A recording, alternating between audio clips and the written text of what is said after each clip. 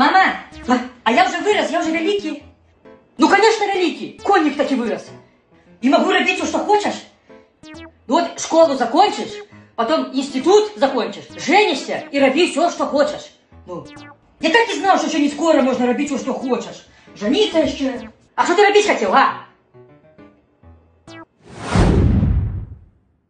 Фу, Маринка, привет. Сегодня день был просто капец.